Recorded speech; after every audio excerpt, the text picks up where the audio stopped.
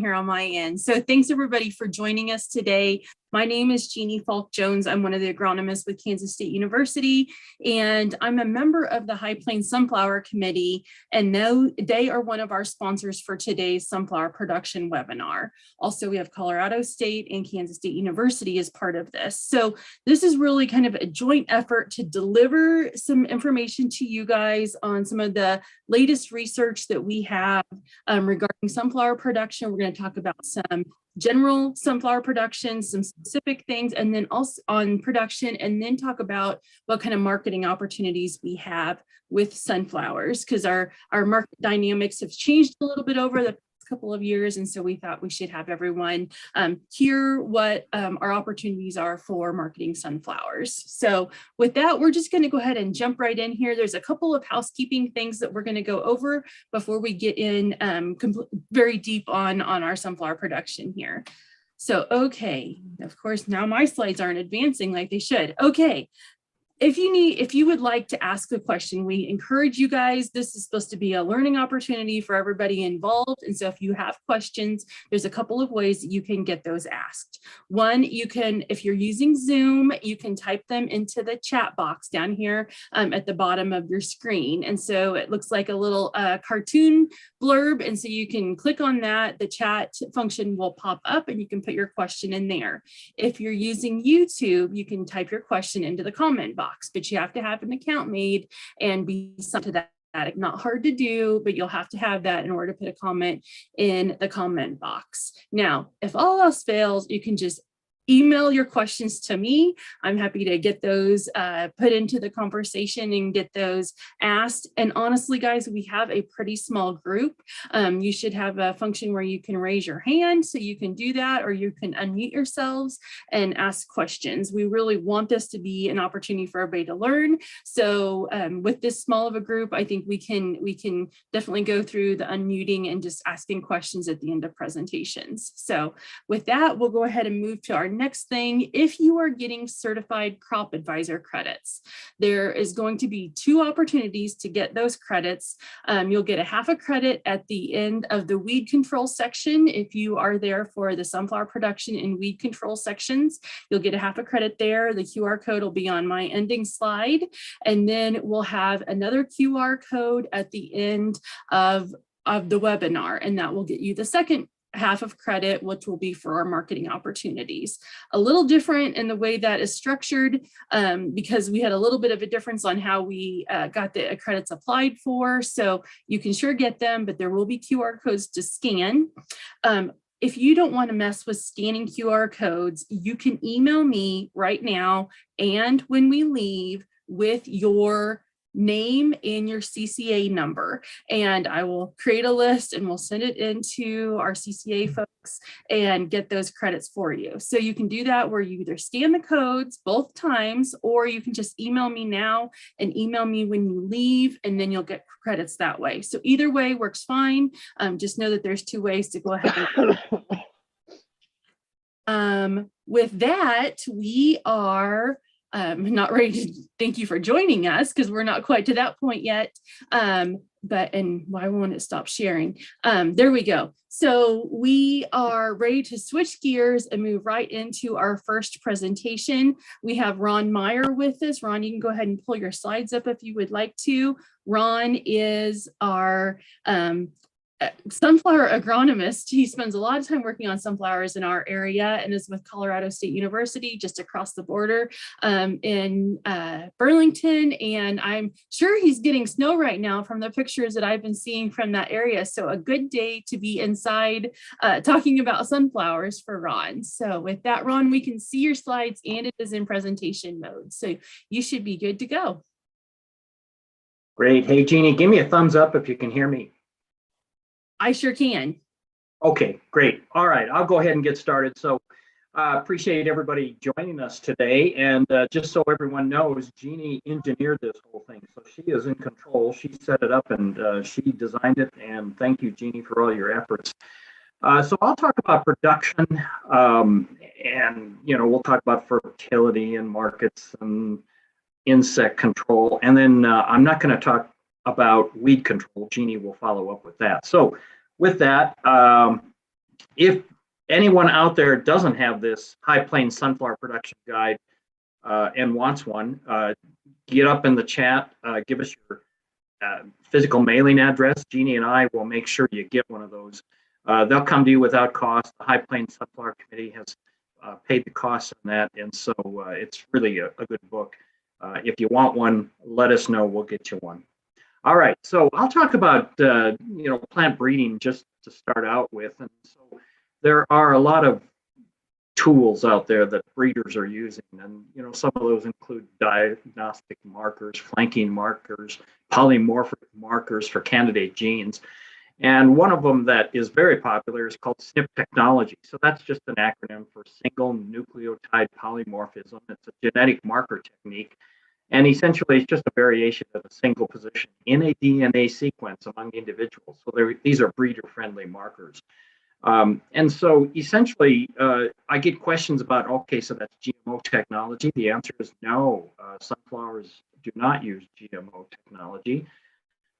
Many crops do, but sunflowers do not. And the reason is there are about 20 species of wild sunflowers out there, and that's the gene pool. So when you take a gene from within the species and transfer it to another variety, that's not GMO technology, but it is a tool that plant breeders are using. So some of the other tools you'll hear about are CRISPR, double haploid, single seed descent method, composite interval mapping.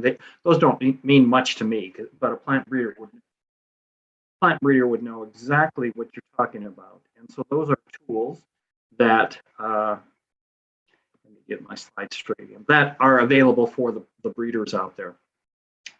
And so just some of the new technology and genes that they're manipulating, there is red seed weevil resistance now being found in some of the wild sunflowers. They found a marker for that, and so maybe in the future, if they can get the gene transferred into our domestic sunflower varieties, maybe in the future we will have pest-resistant sunflowers. We'll see. We already have disease resistance, so downy mildew resistance is in the gene pool for commercial varieties, and so that's important for us. I'll talk a little bit about market types. So we've got essentially 4 markets out there. There's the oil market, confection market, the birdseed market, and then the con oil market. So if you're new to sunflowers, the oil market is the black oil type sunflower seeds. 40% oil is the standard. So when you drop oil sunflower seeds off to an elevator, they're going to test the oil on it. A couple of reasons for that. They need to know what that oil content is because they market according to that. And if you've got better than 40% oil, then you get a premium. If those loads have less than 40% oil, there's a slight discount on them. So that's important. On the confection market, so those include snack foods, in-shell markets, salad bar markets. You get paid on seed size. So they'll run them over a 2264 screen. And those large seeds, you get a premium for the smaller seeds that fall below that screen. You get a little bit less money for it. So again, percent large seed in a variety is important. And some of those varieties can run 70 to 85% large seed. This is a specialty market. And so you've got to deliver quality, because if you deliver confections full of insects, the buyers may not want them. So keep that in mind. And then it's best growing confections with a contract, because you can grow them open market, but if you don't have a place to sell them, you may have to hold them for a while, and you don't need that risk.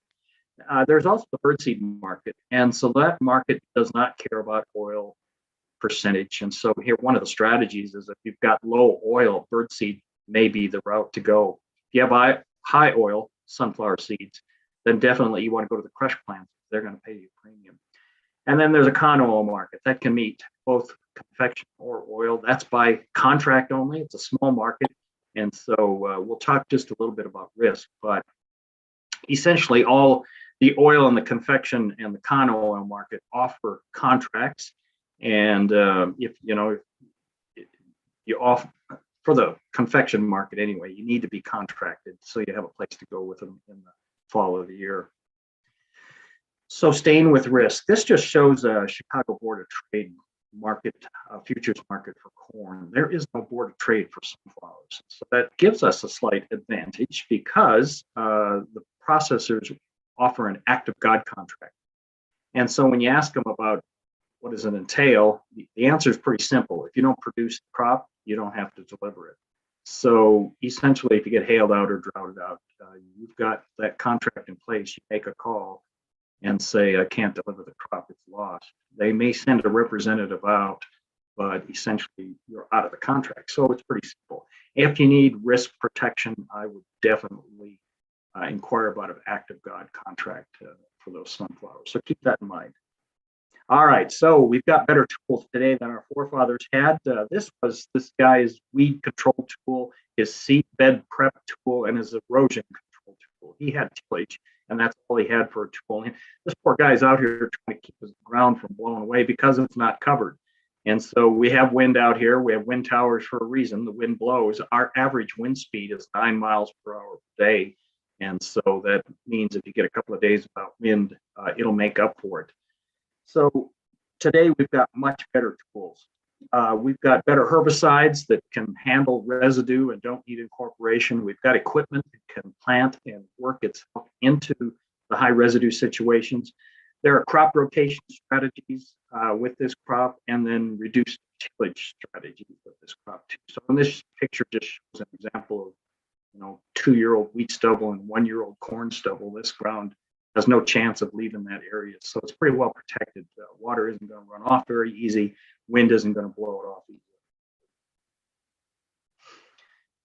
And so, we've got planting equipment now that'll handle high residue situations much better than the older equipment did. So, there are herbicides, Jeanne will cover that too, that will handle this kind of situation where tillage is just not necessary anymore. This just shows you some residue. So sunflowers really are not a high residue crop. This is 2,500 pounds per acre residue out there. It was taken, I took this picture in March. So the producer did the right thing. You leave your stubble stand over winter. The only correction I'd make to this is plant into wheat stubble. He tilled it fully before he planted into sunflowers, and that really is not necessary anymore. And I think it was probably a function of his planter may not have been able to handle the wheat stubble. But today with a set of trash clippers, you can clear a path for a seed bed pretty easily. So regarding rotation strategies, we grow a lot of grasses out here. We've got wheat, corn, Milo, they're all in the grass family. Sunflower is in the broadleaf side. And so we're having lots of trouble in our cornfields with corn rootworm.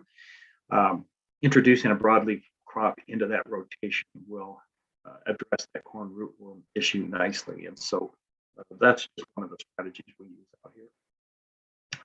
There are some other crop options as well. So there are times when wheat is failed over the winter because of cold temperatures or too dry or blowing soil or something. And so we have went back into those failed wheat acres with sunflowers, and that's worked out just fine. We also get hailstorms in June that will take a wheat crop away from us. So there's a couple of strategies there.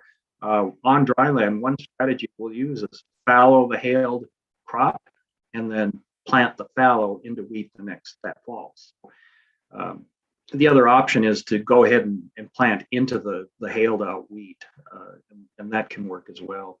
And then there are double crop options. This one is particularly important south of I-70 and east of Colorado. So after wheat harvest, there are producers that will just plant sunflowers right back into that stubble and have pretty good success. So the key is to plant early hybrids because you're in the middle of the growing season now. And this does work best south of I-70 and east of Colorado, where growing season is a little bit longer and the precipitation is a little bit better. So the other piece to that, and this is the only weed section I'll talk about, Jeanne will cover that later, but if you've got volunteer wheat, you need to control it. It's not going to bother the sunflowers much, but it can harbor wheat kernel mite, which can then jump on the wheat field across the road and infect that with wheat streak mosaic virus. So that's not an issue in sunflowers. Post selector, there are a bunch of generics out there too. So annual grass control is easy in sunflower and not expensive. So just keep that in mind. All right, this is some old data that I generated years ago, and I still use it because it still fits, it still works. University of Nebraska actually emulated this trial later on and found the same results. So, but essentially the bottom line is the later you plant, yields tend to drop. And so that's important.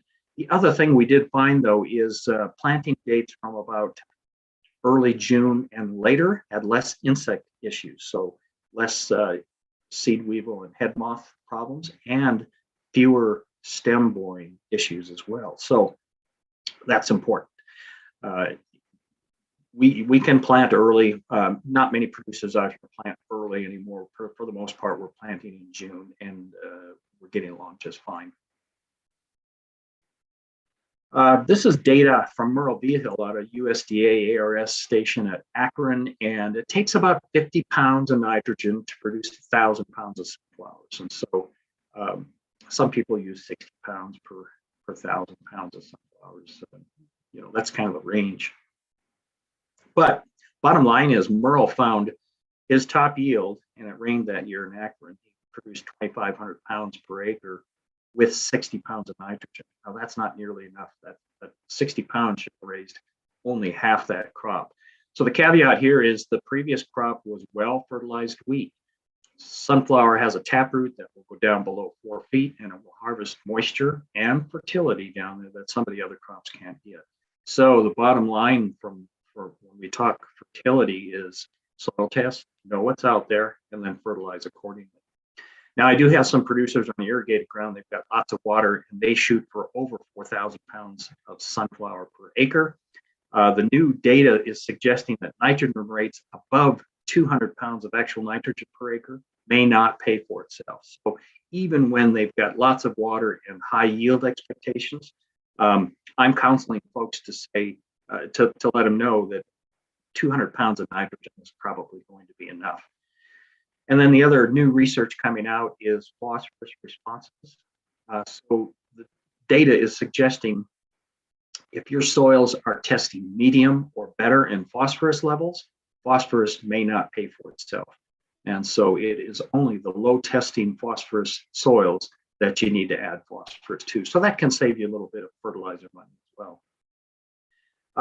Let's move over to insects and insecticides. So this data is out of North Dakota State University. You know, they've got 1 million acres or more up there, and so they have a lot of insects to control, more than we do, in fact. So I make it simple for folks. I tell folks there are really 4 bugs that bother us at bloom time, and we control them at the same time and with the same products. So the 4 insects we are concerned with are sunflower moth, banded sunflower moth.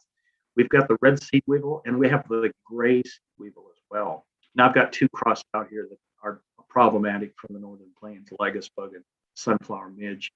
We'll see them once in a while, but not at action levels where we need to control them.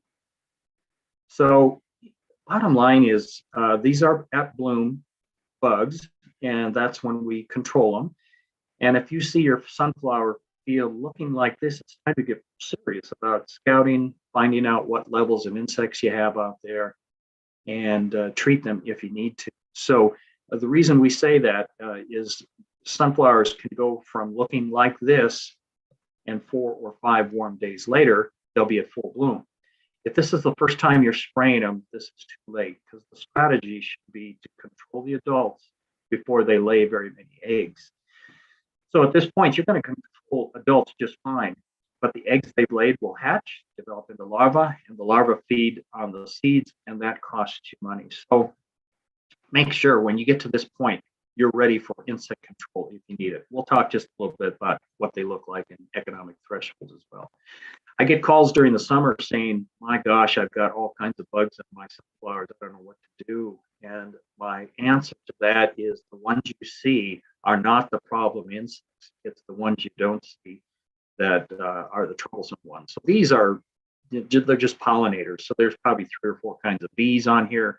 The yellow and black ones are soldier beetles. They're just feeding on the pollen. And there's data that suggests that pollinators increase yield because they cross-pollinate sunflowers, and yield are bumped up as a result of that. Now, the data out there is suggesting 10 to 30% increases because of pollinators.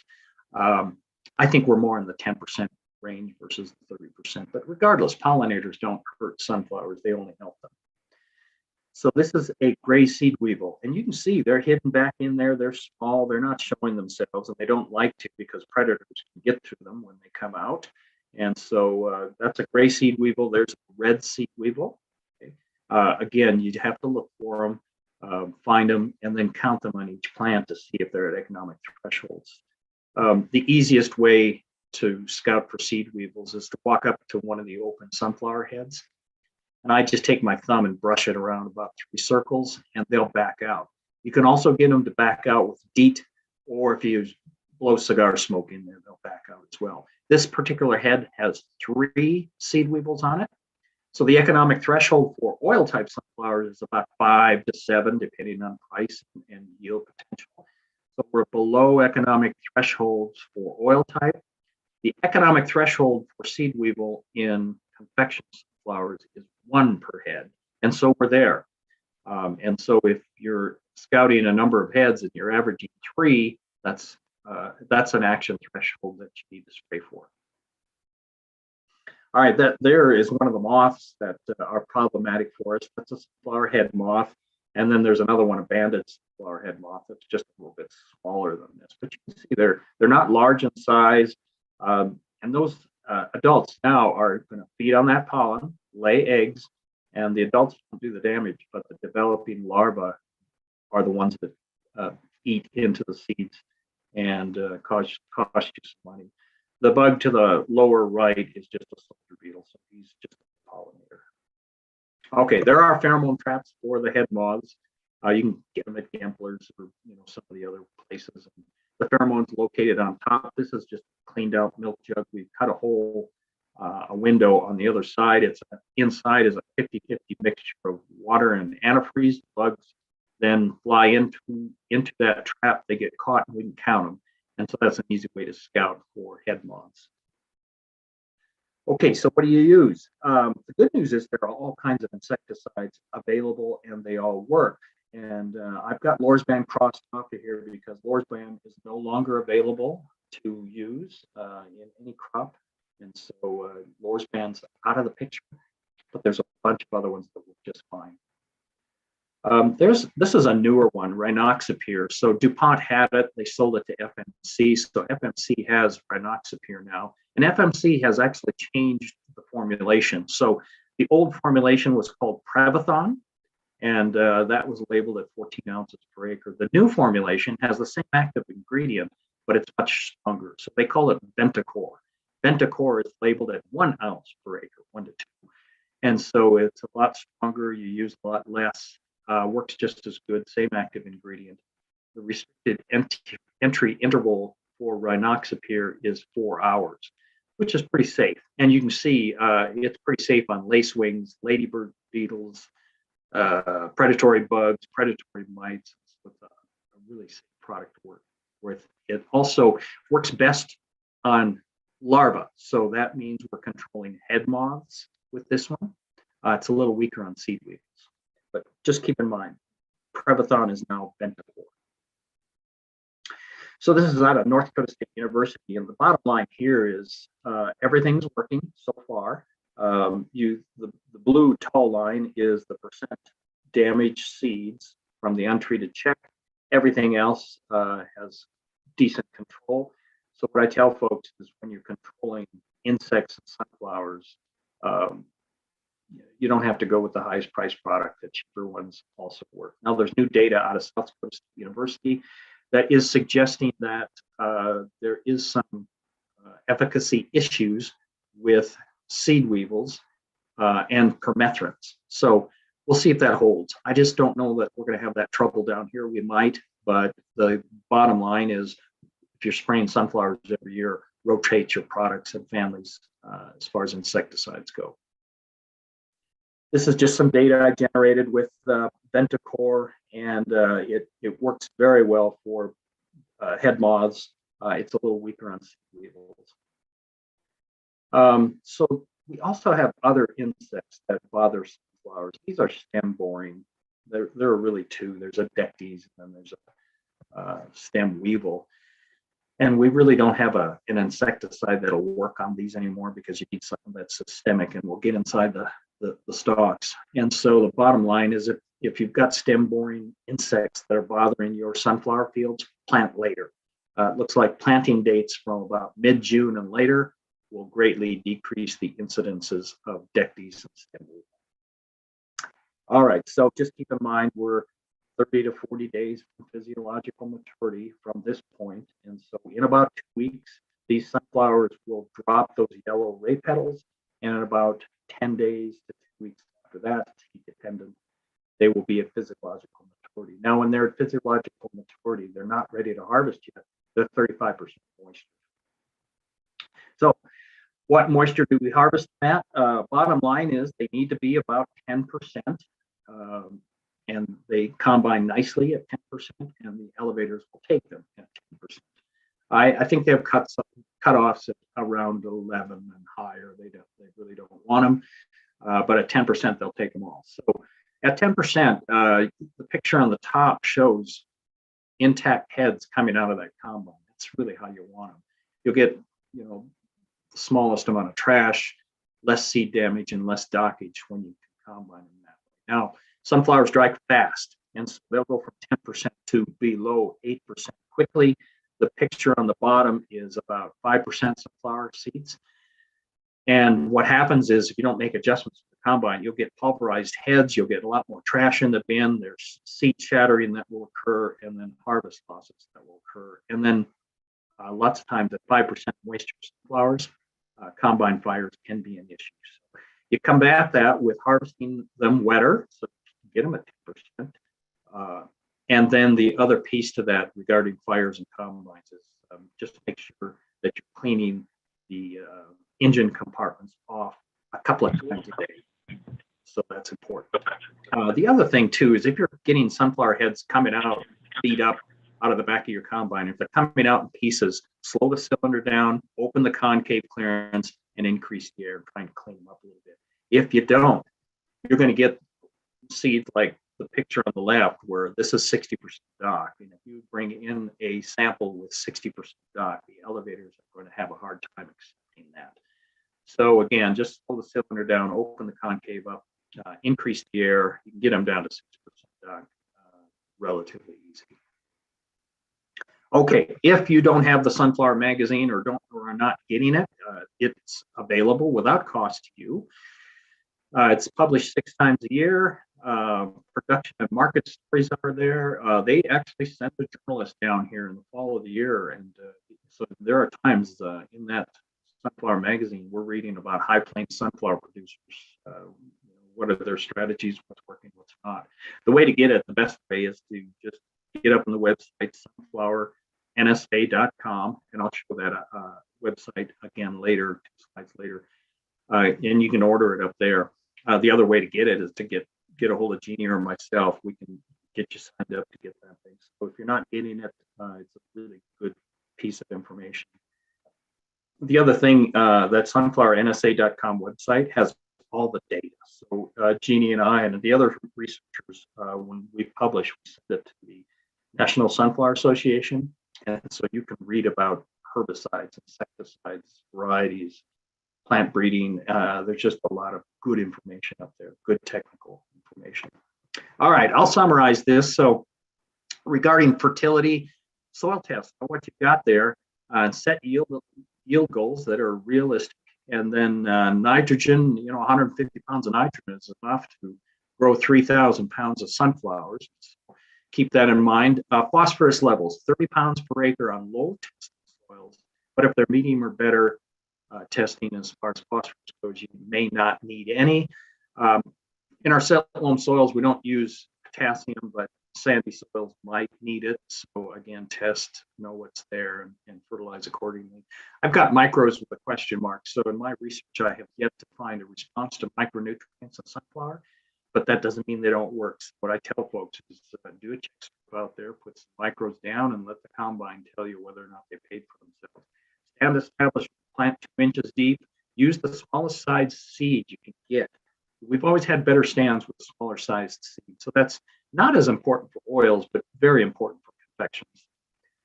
Control insects, so 10% bloom. That's one plant in 10 that is the best time to spray them. So now that's that's the ideal time. And so if you can't get a pilot there, if you're spraying early at 5% or later at 20%, you're still in the window, and that would still be just fine.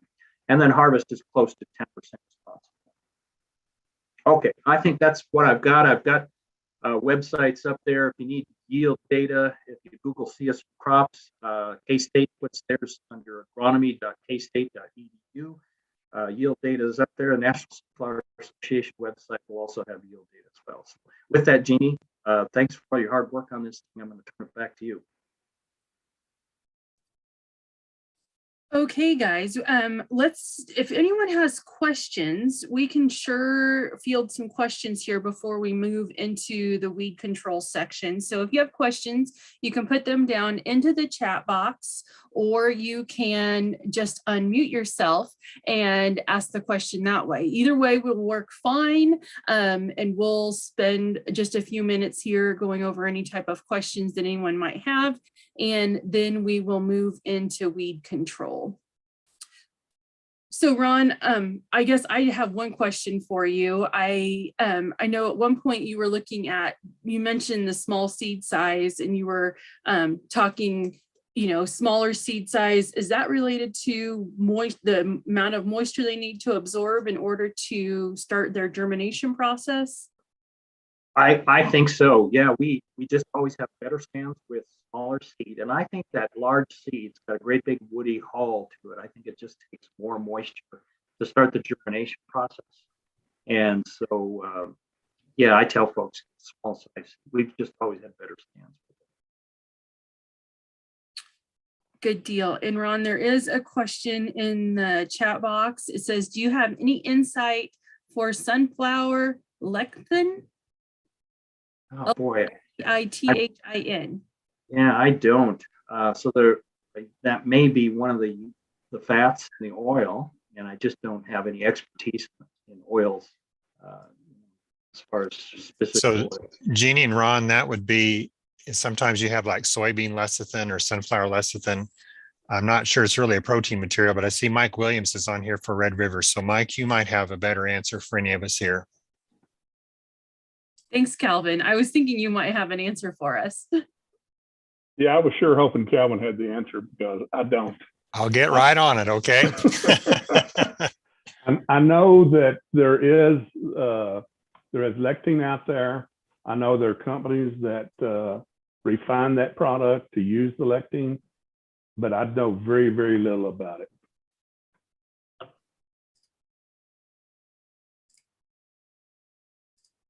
It's a byproduct that comes out with the gums in the degumming step.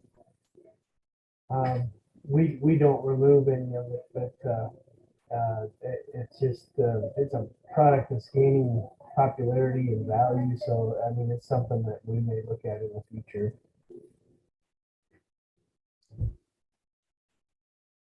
Great. Good deal. Thank you for everybody who is chiming in on that part of the discussion. So any other questions that folks have for us to maybe not answer, but at least bat around a little bit?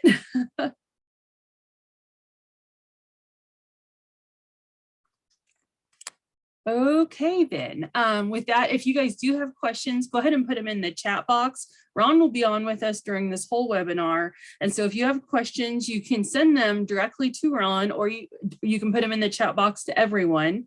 And Ron or anybody else who's on here, Calvin, Mike, Kevin, any of you guys can sure chime in on answering those also. So if you have any questions, go ahead and put them in the chat box and we'll go from there. Ron. Jeannie, I just see another one in the box. Okay. Any suggestions for pill bug eating small sunflowers as they are coming up? So if they show themselves on top of the soil, then yes, pyrethrins will get after them. That's probably the best remedy. And I think they're surface feeders. I don't think they feed below the ground. We do have wireworms that will feed below the ground. That makes it more difficult get after them. But, I would make sure that if you're losing stand to surface feeding bugs, pill bugs could be one of them. There's cutworms as well. The pyrethrins will get right after them.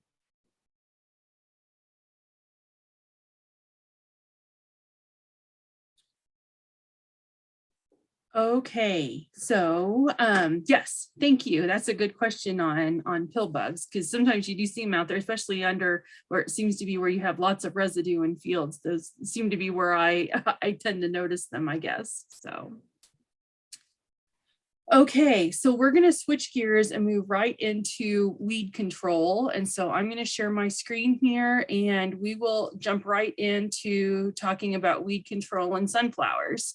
So weed control in sunflowers is something that we tend to get many questions on, and it's because sometimes weed control can be kind of challenging in sunflowers. And so we're going to quickly go through some discussion on some current research, some other just general discussion on getting weed control in sunflowers. So if dynamite is your method for integrated weed management, we may need to have a little bit more of a discussion on this. This always kind of makes me chuckle, because there's times when you're dealing with some of these weeds, especially Palmer amaranth, that it seems like it would be way easier to just get rid of everything and start over. So we are not going to talk about weed dynamite in our integrated weed management programs today, though. So, okay.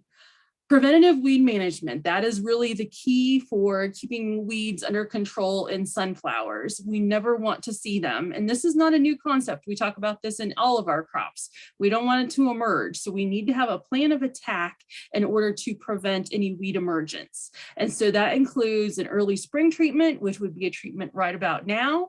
It also includes a pre-application with a burn down and a residual herbicide, and potentially a post-emergence application also. And so while that sounds like a lot, hopefully if we have good pre-applications, we won't need to be thinking about our post-application for weed control. And I'm going to put our plug in for our K-State Chemical Weed Control Guide. This is I feel like a really good resource. I have a copy here on my desk that I use all the time. That we do have a sunflower section as part of that chemical weed control guide. I'll have a link here at the end so you guys can go and download the online version. You can also go to any of your extension offices and pick it up, or if you're not in Kansas, let me know and I'll get one in the mail to you, because they're a good reference to have. They are free. We hand them out to everybody because we just want you to have the data that you need for planning your herbicide programs. Okay. When we talk about our early spring control in March, we're talking about controlling winter annuals. So we need something that is going to take care of what we have out in the field. Glyphosate or paraquat is probably not the most attractive to be putting on, and glyphosate when in short supply may be something that we're not so excited about putting on at this stage in the game. Now, you could put on Valor, which is flumioxazin, that's a 30-day pre-harvest interval to going to sunflowers, or Elevore, which is at least 14 days prior to planting. So both of these will give us some control on horseweed, mare's tail, henbits, and kochia, some other things. So both of those are an option for an early season control of what we have out in the field. Now, we're also going to be thinking about our pre-emergence application. This is the one that we really have to have in place to help us get into good sunflower weed control. Okay, well, there's a couple at the top, sonolane and treflan. I'm not going to spend a lot of time talking about them because we don't use those very often because of the incorporation needs that we have with them. Truly, our heavy lifters on sunflower weed control include sulfentrazone, which is Spartan, S-metolachlor, which is dual magnum, pendimethalin, which is our Prowl, and peroxysulfone, which you guys may know as Zidua. So those are really our critical products that will be used in pre-emergence application and sunflower weed control.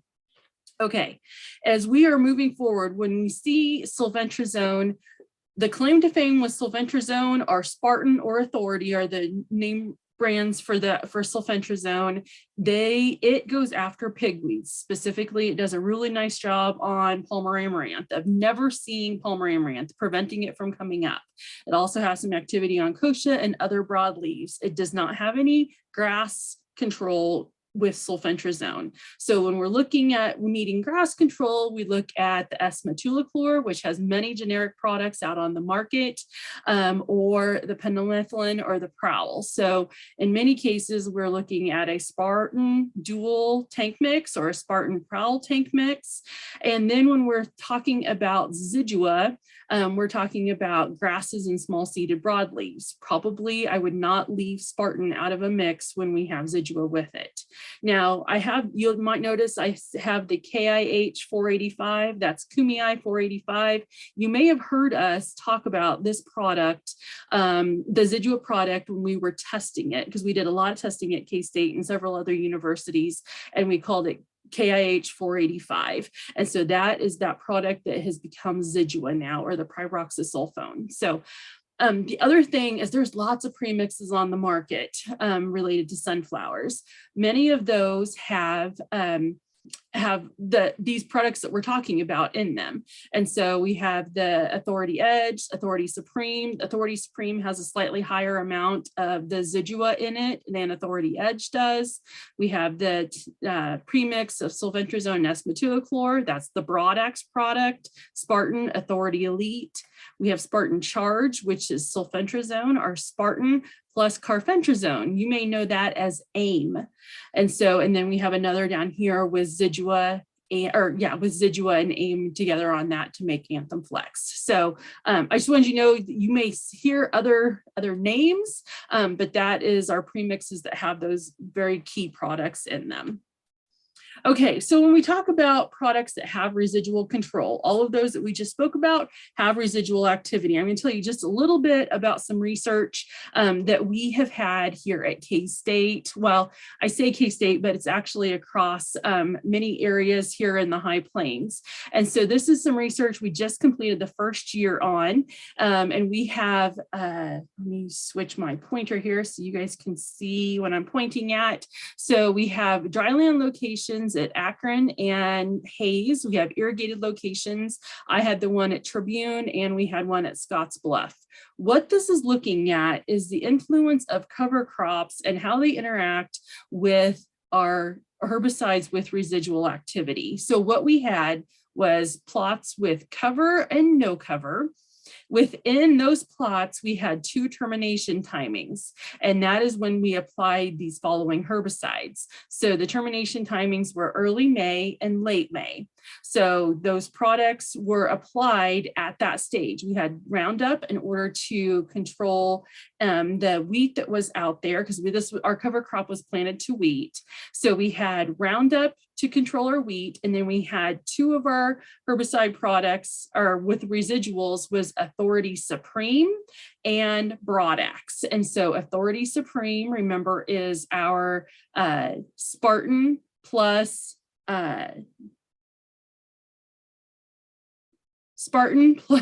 wow, how can your mind just completely go blank here? We had, okay, Spartan Supreme, which is sulfentrazone, so Spartan and Zidua, and then we had the Broadax, which was Spartan plus Dual 2 Magnum. So those 2 products that we had in a premix to go out with it. So we're going to quickly look through some of this data just because I want you to understand what we were looking at here. Okay, here is our information on our weed density at Akron. Akron is one of the dryland locations. So we have down here at the bottom our cover versus no cover. And we counted the number of weeds in a meter squared. So picture a yardstick laid out in a right angle. And so that square area is where we are counting the weeds from.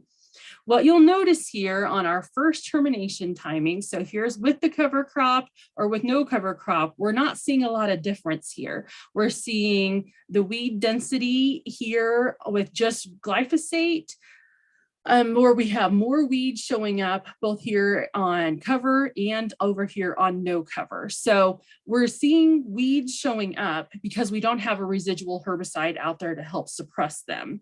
Also, at this stage, our cover isn't very large or isn't very tall when we are doing the termination of it. So know that we don't have not very a whole lot of cover on the soil, and we are having weeds coming up because there's no residual activity with it. Okay, what we can really start to see is here on the second termination timing. So on the cover crop, we're not seeing any weeds coming up, whether we have a residual herbicide out there or not. Over here where there is no cover, which means there is no wheat residue out there, we're seeing our weeds coming up. And even with residual herbicide, we're still seeing some weeds breaking through.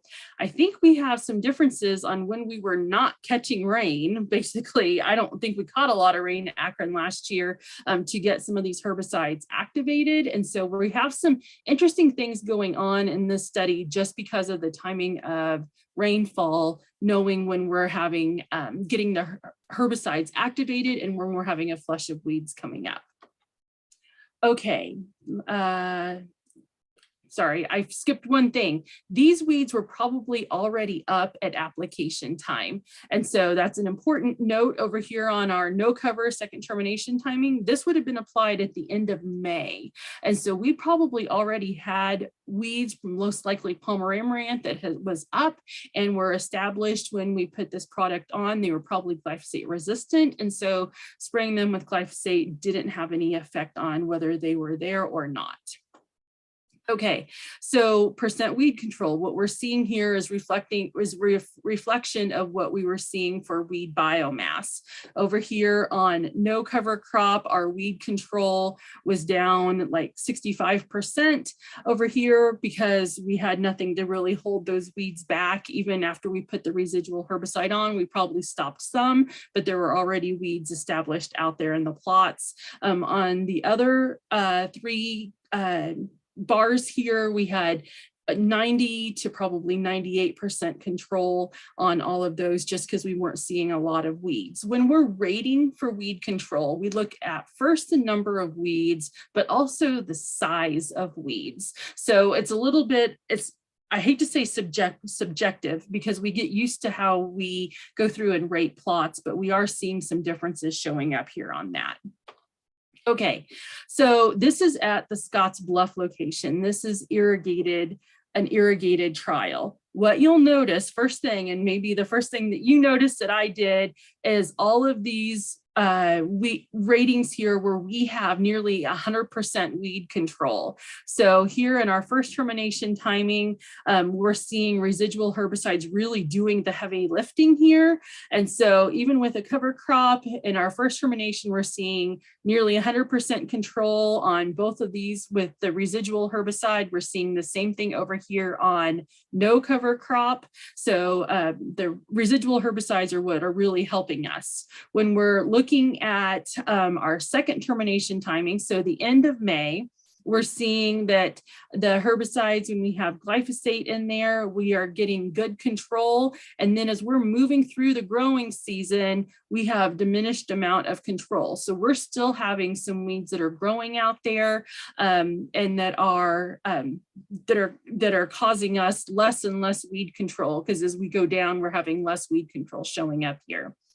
The interesting thing that I don't know if I completely understand, well, I think I do, but we have 2 weeks after treatment right here on our second termination, and this is this case here with cover crop and with no cover crop, that we are seeing pretty good weed control right here at 2 weeks after treatment, and then we're seeing that kind of drop off after as we move forward through the growing season. So our weeds are still out there growing. There is a little bit of a question on if we are getting some of our residual herbicide caught in residue and getting it washed off. Is it kicking in just a little bit later through the growing season? So a couple of things that we're still working out as we're looking at some of this data. The other thing you'll notice is where we have glyphosate just by itself at the first termination timing, just very, very poor weed control. So we are having weeds out there just really growing, and it's doesn't get any better as we go through the growing season. So just kind of interesting data. I think our the key thing with these in the cover or no cover under irrigated is that we don't necessarily have as much of a factor when we have when we have the ability to get our irrigation on, to get our herbicides activated, to get weeds up and get them growing, and we are supplementing our crop for any moisture that was taken out by our cover. And so kind of, under irrigation is probably where this fits the best, because I think one of the key things we're missing out of this data at this point is our water use, because that's a huge, huge concern for me on dryland and actually on irrigated also. Okay, we'll just kind of skip over this because I'm running a little short on time here. This is just showing that we have higher a number of weeds where we don't have any residual herbicide out there to help suppress them. Okay, here's just a quick look at the plots at Scotts Bluff. So this is no cover crop, glyphosate only. And so you can see all the Palmer amaranth. There's also some lamb's quarter out there in this plot too. You can kind of see some of these leaves that are shaped like lamb's quarter leaves. So some other pressure out there, but really good healthy weed population that they had at this location.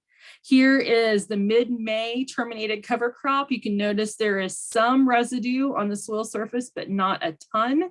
This was taken the first part of July, but this is Roundup plus Broadaxe, so Spartan plus Dual. And then here at the end of May, terminated cover crop. And so we're seeing quite a bit more residue out here on the soil surface to help suppress weeds. The whole thing with using cover crops for suppressing weeds is that we want to keep them in the dark. Dark is a great herbicide to help suppress our weed pressure. Okay, we'll skip over this because we've talked about this real quick on our post herbicides. We have two that are herbicide tolerant, Beyond and Express. We need to manage our expectations if we are going to plan on these helping us with weed control, because we have to catch our weeds when they are very small. We cannot be going after weeds that are 6 inches or taller. We need 3 inches or less to feel like we can get good weed control on them. They will not control ALS resistant pigweeds or kochia, and we know we have a pretty good population of ALS resistant Palmer amaranth around, so know that. These are also not cross resistant, so do not mix up which you have out in the field if you have that as a rescue type of treatment in mind. We have good grass weed control options, clethodim, clozalifop, and sethoxydim. So Select, Assure, and Post do a nice job on getting grass cleaned up. And Ron mentioned that when we're talking about volunteer wheat coming underneath our sunflowers, especially if we're in a situation with double crop sunflowers.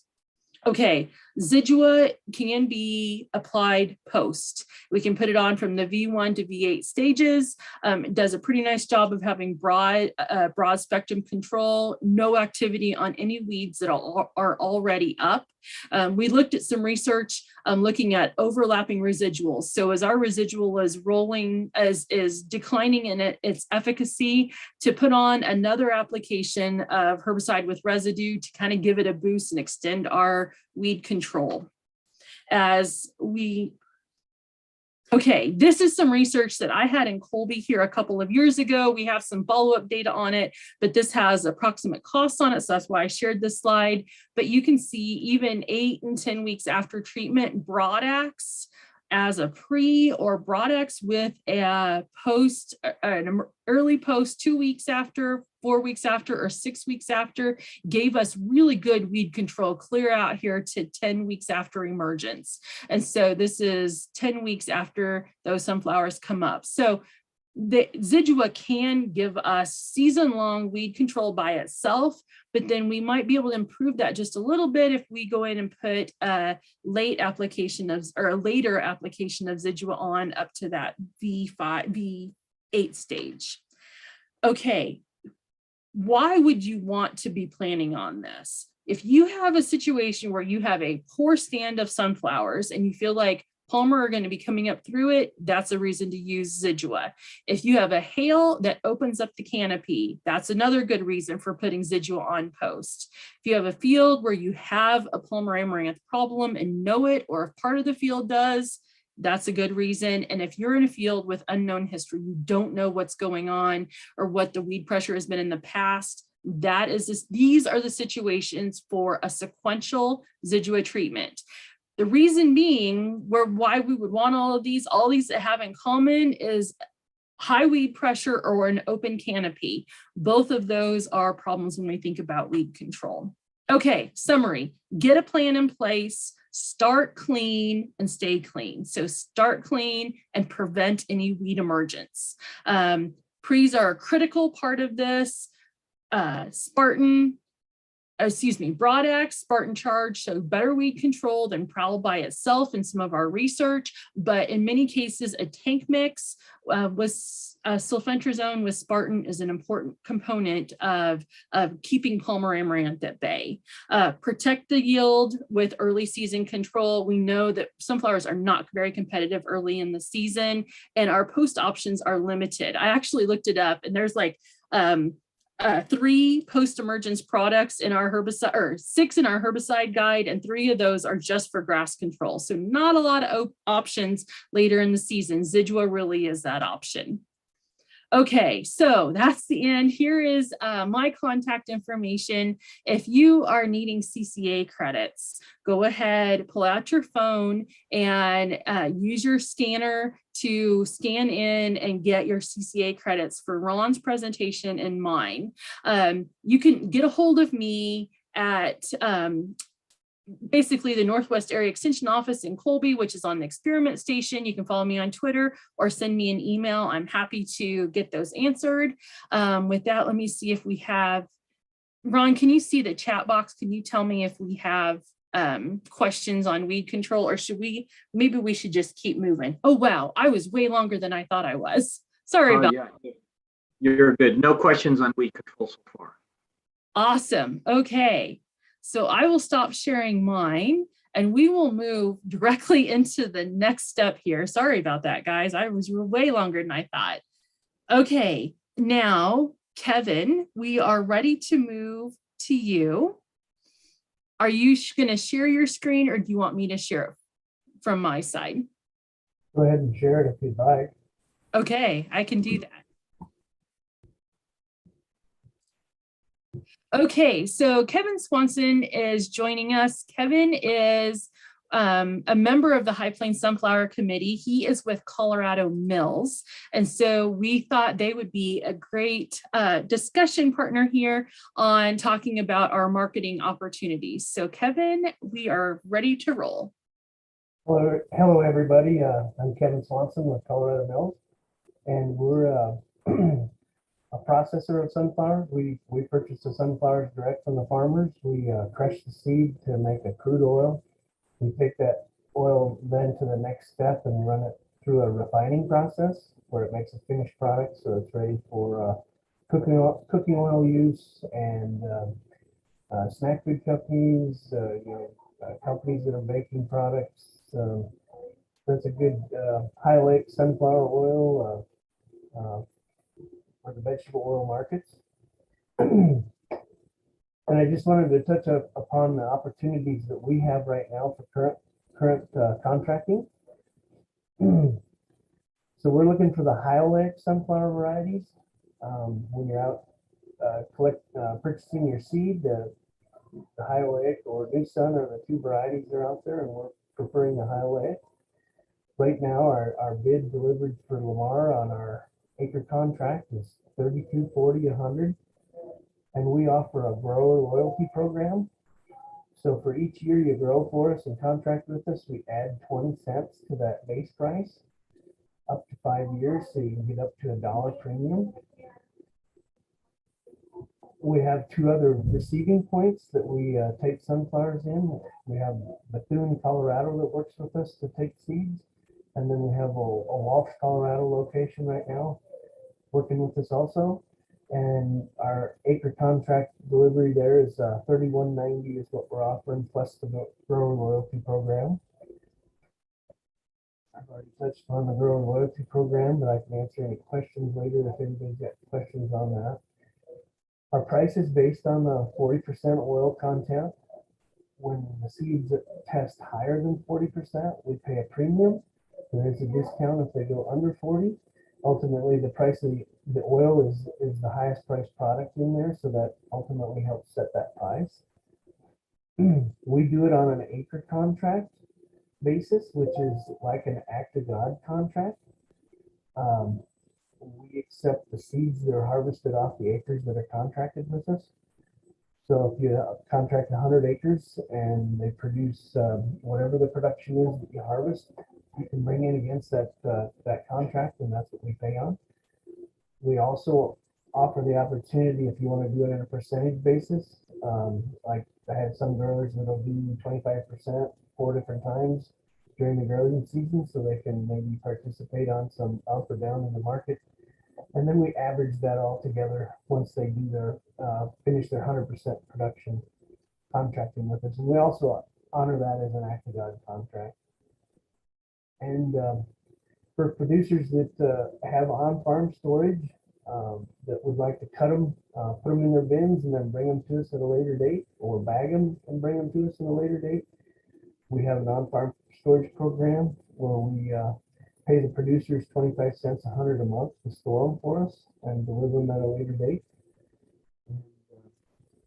I guess that program, we started at midpoint of harvest, and then we end that program on the delivery date when it's delivered to our end location.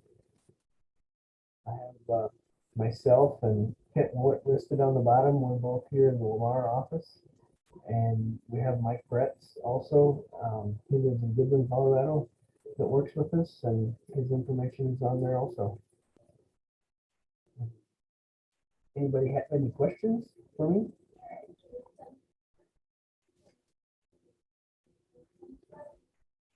Hey, Kevin, Ron here. Let's say you've got a loss. Is it as simple as giving you a call saying, I got hailed last night? Yes, that's that's what we're asking. You know, if you have an adverse cropping event like hail, just let us know so we can adjust our expectations on what we're anticipating your yield to be. And if it's bad enough, we go along with whatever your insurance company tells you to do. So if they tell you it's a complete failure, we go along with their estimation. Kevin, I have a question for you also on the on-farm storage. Do you call guys and tell them when you're ready for the sunflowers, or do they call you and say, hey, we need to move sunflowers? How does that work? Sure, it works both ways. I start talking to guys after harvest, kind of starts winding down on what their expectations are and when they want to start moving them. So this year, for example, I had a few guys start in December. I had quite a few start in January. I have a few that are starting next month. So we work with them on just what works for them on the farm, and when they have trucks available. I have a few that trickle them in every time they have a opening. They'll load up a load of seeds and bring to us. So we're pretty flexible on how we're working with the growers on that. Good deal. Thanks so much. If anyone else has questions for Kevin, go ahead and put them in the chat box. I will post this information on our K-State Sunflower District Agronomy website where you guys went to register to attend this webinar. So Kevin's contact information will be on there. So if you want to follow up with him, we'll sure have that available for you. Okay, so with that, thanks, Kevin, for following up with all of that. Our last speaker today is Mike Williams. Mike is with Red River Commodities, and Mike is also going to be talking about market opportunities and delivery points and prices and all those things along that line. So Mike, I think, do you have a screen that you want to share, or do you have something you want me to put up? Nope, I'm good. Okay, sounds good. Thank you. first of all, thanks to Jeannie for putting this together. She's always been very willing and very cordial. When we ask her to do something, she jumps right out there. I don't know whether you're calving right now or not, Jeannie. It seems like everybody's calving right now. So if you are, thank you for taking the time to come do this. Well, we are calving, but you'll know I am in my office in Colby, not at home with my husband with calving season, and that might have been by design. I didn't know when I picked this day that we'd have nasty. Yeah, I am actually sitting in Denver, just north of Denver, in a hotel room, and it started raining here yesterday afternoon, and it snowed most of the night and snowed most of the day. Just quit snowing about an hour and a half ago, and it's very heavy, wet snow. So for those that live in this area, boy, it's a good snow for you, and hopefully it does well. Confection sunflowers is what Red River Commodities, who I work for and represent. I like to believe that I represent the sunflower growers. Whether you're growing for Red River, you're growing for Kevin at Colorado Oil, or you're calling for any other organization that might be contracting or buying bird seed or different things. We promote sunflowers. We think sunflowers is a good crop for the farmers to have in their program, and it makes a great rotation crop for growers. So I'm going to talk a little bit about confections to start with. We are a confection processor for the snack food industry. We process for Frito-Lay. We actually control the seed from the planting seed all the way to the package. We produce the planting seed. We contract the production fields with the growers, and then we actually clean and roast the sunflower seeds for Frito-Lay. Lubbock, Texas processes all the Frito-Lay product that goes to the stores for sale. In our Horace, North Dakota, or Fargo, North Dakota, Horace is just a bar, and a sunflower plant, roasting plant, we roast and process seeds for Spitz and Biggs. So they're both Pepsi-owned companies. So all the Pepsi product that is produced under the three brands comes through our organization. Other companies supply the seed for the program. For example, Schooler also supplies some of the seed for the Spitz product. So we all kind of work together to do that. Markets are changing, and they're just constantly changing. I feel for you, all the farmers out there, because of the way the corn prices have changed, soybeans have changed. Wheat is a rocket up and a bomb coming down. So sunflowers are trying to hang in there with the markets. Currently, insurance values are 40-50 if you're talking about insurance. Sunflowers are starting to move up in value. They're probably hanging a little above 40 cents now for confections. They are on a grade of above 22.64. Everything gets gets the split price of 40 plus, and everything below will get the bottom price. The market has some demand. During COVID, I know we're all tired of hearing about COVID, but during COVID, the sales shrunk 30%. Nobody was traveling. They cut down eating sunflowers at baseball games. Any outdoor event that was on artificial turf did not like for you to eat sunflower seeds. Here in the U.S., we take a handful, stick them in our mouth, and spit them. So during COVID, that was kind of frowned upon, and probably should be frowned upon anyway. But that's kind of how that market has been and going. But so market's kind of going to come back. We're adding sales pretty constant and increasing, but we're still got a ways to go. But there is demand. Also, the overseas market that we sell a percentage of the crop into Spain had some difficulties due to COVID. Same way, they have a lot of street vendors that roast on the streets, and when you make everybody stay home, that product doesn't get roasted, and there's not the street vendors. So that market suffered a little bit too. Coming back, all these markets are coming back. Another thing at Red River, we also we contract bird food, the oil seeds for bird seed. For us, it doesn't matter what oil it is, whether it's linoleic, New Sun, or Howlec. We tell growers, if you have Howlec and you're close to Kevin, go to Kevin. If you have New Suns, we'll buy the New Suns. But we've been telling people to go to Colorado Mills because they have a little bit higher value for the Howlec, especially with oil content. But we do use quite a bit of oil seeds, and we do offer grower contracts. We're contracting in the Texas area for oil seeds. We're contracting a little bit in Colorado and a little bit in Kansas, not a lot, but we do in spots. You heard Ron talk about con oils. And con oils is exactly what it says it is. It's a confection and oilseed cross.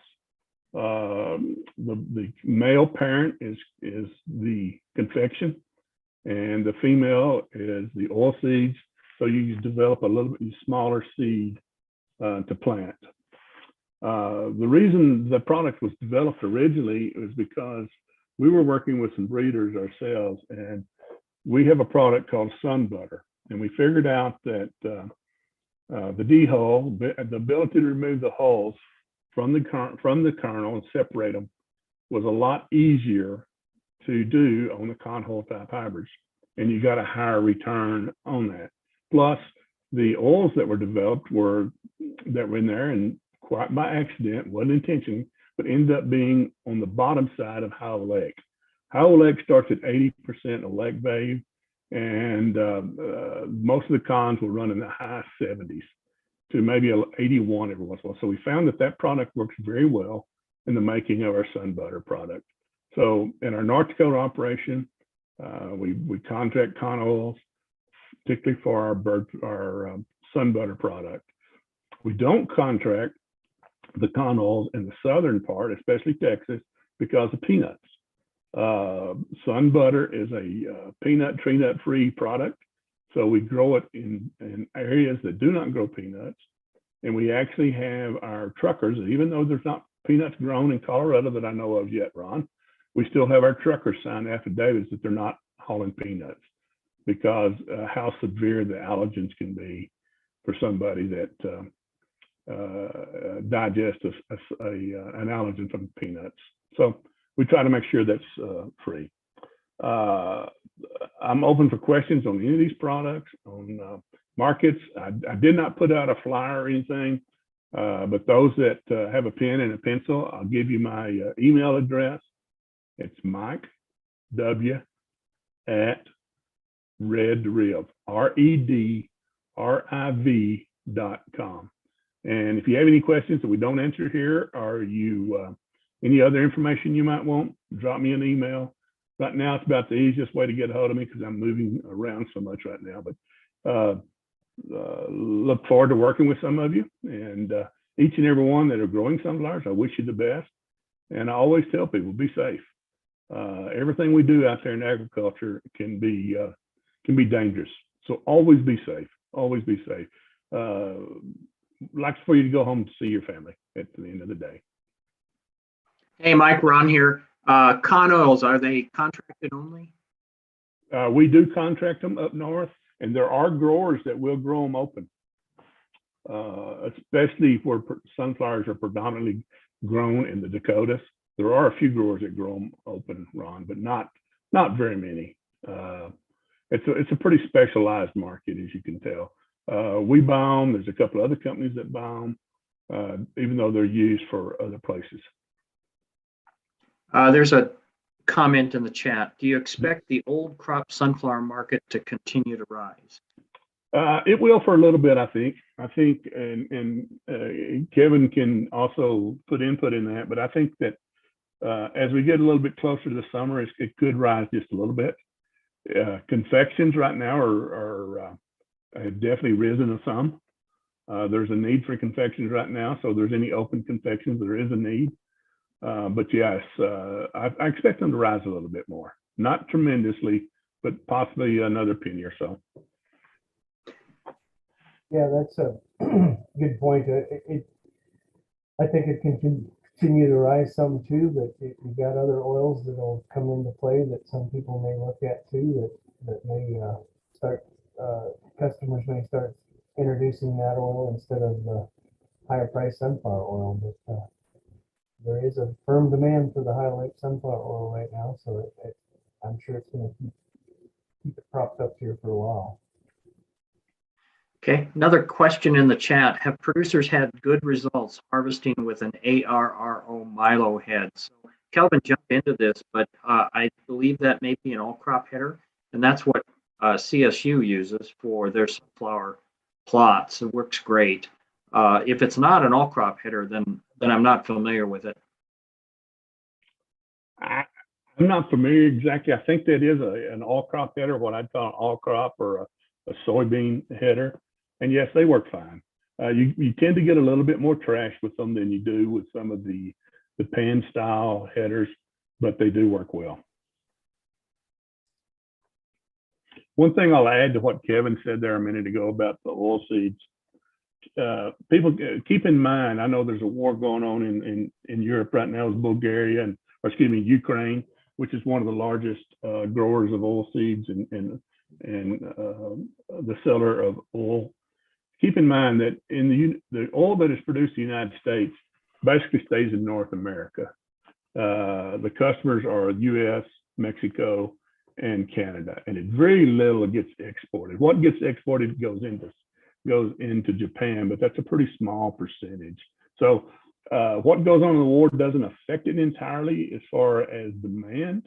There's already a good demand there, but how it does affect is just the price of commodities in general. As commodities go up, sunflowers will go up a little bit as well.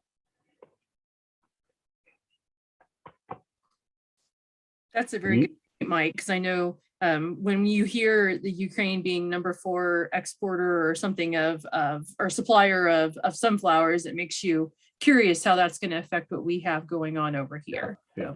United States grows 2% of the world's sunflowers. So we don't have a lot of effect on it, but we do have an effect within North America. There's a little bit of oil comes into Canada from Ukraine, and but it's very little comes in there. Yeah, Mitch, there's not right now. There's no confections that are exported out of Ukraine. There are some grown there. It's a little bit different style of confection than what we're used to here. It's a black shelled confection. It's solid black with no stripe on it, but it's more.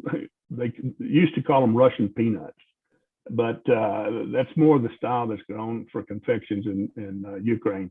But there's not a lot of it. It's all pretty. If there is, it's all consumed within the country. Russia the same way. Russia raises some confections too, but it's all consumed within the country, not exported. So, Mike, what percentage of our confections are going overseas then from the United States? Currently, we're probably shipping about 20% of the confections.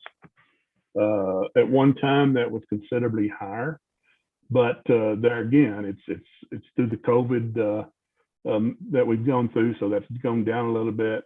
And at one time, there's some competition from Bulgaria, China, and Argentina that 10 years ago was not there. And all of that has came around in the less than 10 years. From what we're hearing in Bulgaria, now for this year will not be exporting confections and or other products out of Bulgaria. So the competition would come from China and or Argentina. Okay, let's see, what else do we have for questions? Craig, I'm not sure if we completely got your question answered. If you want to unmute and ask us or tell us a little more about the ARRO Milo head, you can sure do that. I don't have a good answer for it, but if there's the rest of this group or any producer who has used it, you can sure unmute and talk a little bit about your experience with it too, so.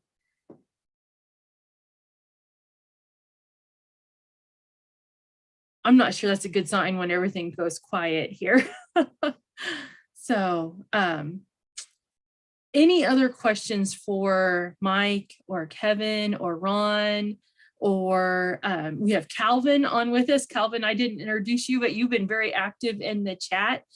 Calvin is an agronomist down in Texas and works with both Ron and I on research projects occasionally. And Calvin's also a wealth of knowledge. And he was putting questions here in the chat box. Ron, I don't know if I completely followed what all Calvin was putting in, or Calvin, if you want to unmute and turn on your camera to ask questions to the group, you can sure do that too. Well, thank you, Jeannie. They weren't necessarily so much as questions, but if any of our attendees, farmers, if you are thinking about growing sunflowers for the first time in 2022, I always have considered it a high priority to have a phone chat for about 15 or 20 minutes with the first time grower to ensure that there's some things that you know about going in. And, you know, when I came to started my job in Lubbock in 1999, I talked to farmers and they said, oh yeah, I grew sunflowers back, and, you know, they named the year and they said, I swore I would never do it again. Well, what happened? Tell me about your crop. And I just realized that the information might have been there, but they were not accessing it. And so, you know, sunflower head moth has probably been the downfall of some growers. And that is something all of us would want any first time grower to know about. And then the second and third things that I had there is, you know, for you, any of you attendees that are existing farmers, what do you need most? What information do you need the most for your 2022 sunflower crop? And then finally, we all know that nitrogen prices are really high, and the Ukraine-Russia situation is probably going to prolong that because Russia is the largest manufacturer and exporter of nitrogen fertilizer materials in the world. But I know all of us, we certainly emphasize soil testing. We think especially for sunflowers or any crop for that matter, 24-inch soil test for at least for nitrate nitrogen.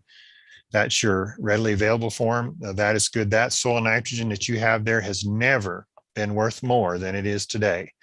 And so we certainly would not want to see you over fertilize in 2022 and sunflowers with their ability to capture nitrogen far deeper into the soil than most other crops we grow could be a real boon for a sunflower producer with these high nitrogen prices in 2022. Ron, Jeannie?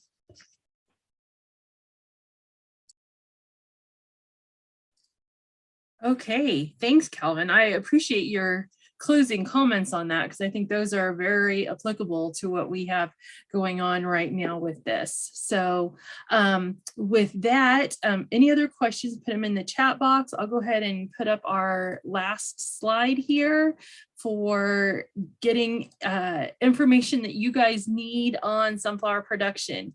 Like Ron mentioned, if you do not have one of the High Plains sunflower production guides, please let us know. We will get those to you and we will stick them in the mail, get them to you one way or another here. So please go ahead and put in the chat box if you want those, or just send us a note. I think everybody, as you're registering, sent me your mailing address, and so we can sure get those in the mail coming to you. So my computer is kind of froze up, so I hope you guys can see the last slide here.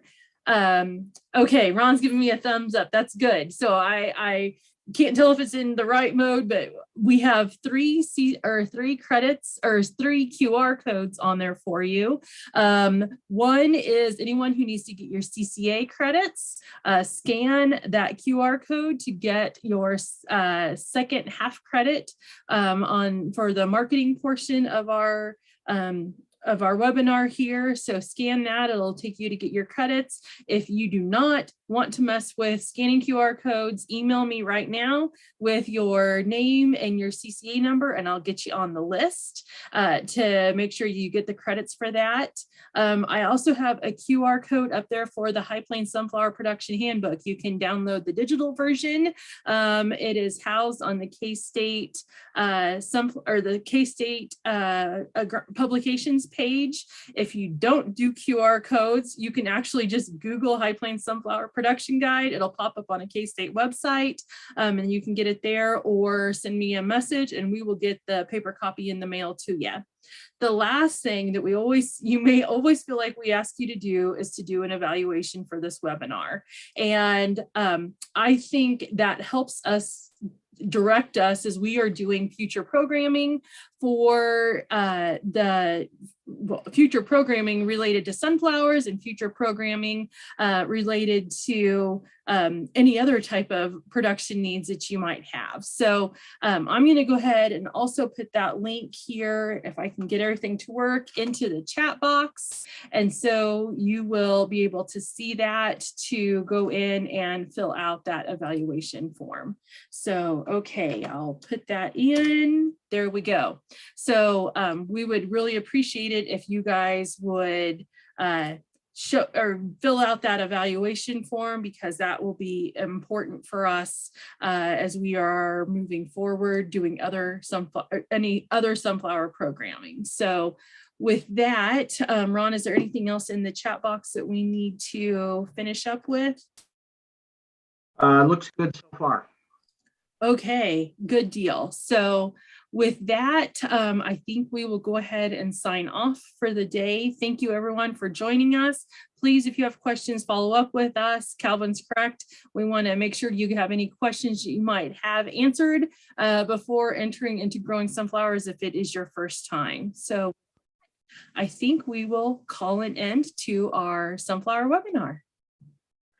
Thank you, Jeannie, for hosting. Not Yes. a problem. Thank you, Jeannie. You're very welcome. Yes, thank you.